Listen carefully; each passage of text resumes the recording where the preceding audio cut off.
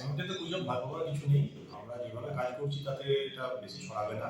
আর virus সবসময়ই একটা কিছু না কিছু ভাইরাসে আক্রান্ত হচ্ছে মানুষ, এবং আয়ুষ সিস্টেম যেমন কাজ করছে, আগেও যেমন করেছে আমরা কোভিডের সময়, সেরকম এবারেও কাজ করবো আমরা। আমাদের আদা, তুলসী, হলুদ, এগুলো এখন খুব ভালো অ্যান্টিভাইরাস। ওগুলোর উপরও মানুষ ভাইরাস মারার জন্য ক্ষমতা ওদের আছে। তাই এগুলো নিয়ে আতঙ্কিত হওয়ার, অযথা আতঙ্ক ছড়াবার কোনো ব্যাপার নেই। ঠিক আছে, আপনার নাম পরিচয়? আমার নাম ডক্টর ইন্দ্রনীল মাঝি, ডিএমও আয়ুষ। স্যার কী বলবেন এই ব্যাপারটা নিয়ে, ভাইরাসটা ব্যাপারটা নিয়ে কী বলবেন?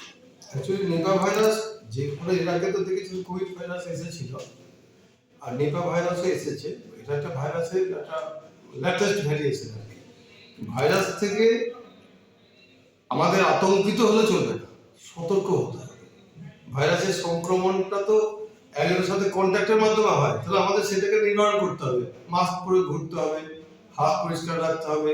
আর এখন যেহেতু মূলত নিপা ভাইরাসটা বাদুড় বা ওই যে আপনার খেজুরের রস, করোনা থেকে এটা স্প্রেডিং অবস্থা খুবই, পার্সেন্টেজটা অনেকটা বেশি, মৃত্যুর হারও বেশি।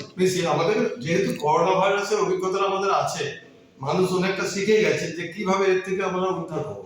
এটা মূলত যেটা এখন যেটা আমাদের দরকার সেটা হচ্ছে প্রিভেনশন।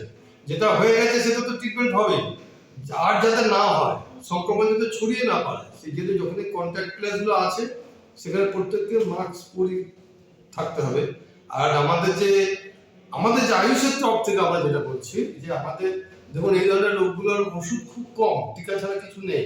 আমাদেরকে প্রিভেন্ট করতে হবে, আর আমাদের দেহে ক্ষমতা বাড়াতে হবে, অর্থাৎ ইমিউনিটি বাড়াতে হবে। আমরা ইমিউনিটি বাড়ানোর জন্য আমাদের কতগুলো ওষুধ পেশেন্টকে আমরা দিই।